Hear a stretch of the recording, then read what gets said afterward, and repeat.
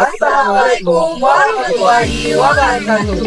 Jadi baik teman-teman sekalian, pada kesempatan kali ini kami akan mempresentasikan hasil dari karya yang telah kami buat sebelumnya. Jadi karya ini merupakan gambar di mana proses dibalik pembuatan jalan raya Pos Anyar Pandarukan. Kemudian pada presentasi kali ini kami akan menjelaskan bagaimana sih respon dari masyarakat terhadap pemerintahan Dendels. Jadi langsung saja kita ke pembahasannya. Jadi seperti yang terdapat pada lukisan ini, ada Herman William Dendels dan juga pejabat lokal yaitu bupati lokal yang sedang berjabat tangan dengan Herman William Dendels guna untuk memberikan upah kepada para pekerja paksa. Namun tidak sedikit dari mereka, dari para bupati lokal itu mengkorupsi dana yang telah diberikan oleh Dendels. Saat tiba di Hindia Belanda, Dendels menerapkan berbagai macam kebijakan, mulai dari kebijakan ekonomi, politik, hingga militer.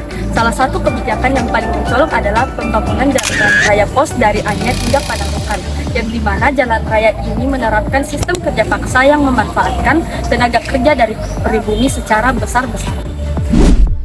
Walaupun dampak dari pembangunan tersebut sangatlah besar. Mengapa? Karena sebanyak 24.000 rakyat telah kehilangan nyawa akibat pembangunan tersebut. Ada yang disebabkan karena kecapean, kelaparan, serta terserang penyakit. Mereka tidak diberikan istirahat ketika melakukan pembangunan tersebut, dan mereka juga tidak diberikan obat ketika terserang penyakit, sehingga itulah yang membuat mereka meninggal dunia. Sedangkan para penguasa tinggal di rumah mewah, para rakyat menggali tanah dengan tubuh mereka yang sangatlah lemah. Inilah ketimpangan yang sangat menyakitkan di masa Dendels. Namun rakyat Indonesia tidak tinggal diam, karena perlawanan mulai muncul ketika Dendels ingin menguasai hutan secara absolut, khususnya kayu jati yang ada di kawasan timur yang dikuasai oleh Raden Ronggo. Nah, tak hanya itu, kedatangan Dendels di Hindia Belanda juga menjadi ancaman bagi keraton di Yogyakarta, yang dimana dia mengubah tata upacara yang ada di sana dan ditolak mentah-mentah oleh Raden Ronggo, yang memicu perpecahan antara kelompok pro dan anti Belanda. Nah, hal inilah yang mendorong perlawanan terhadap Dendels. Raden Ronggo tak hanya marah, ia juga melawan. Ia memimpin pasukan rakyat dan menjalankan perang gerilya.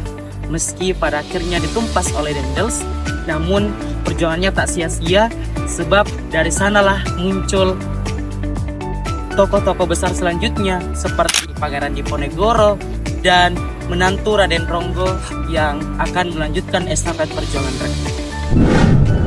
Jadi, apa kesimpulannya? Nah, ketika pembangunan dilakukan tanpa keadilan, maka tentu akan menimbulkan yang namanya kesengsaraan. Dan ketika hak-hak rakyat dan budaya mereka diinjak-injak, maka tentu mereka tidak akan tinggal diam.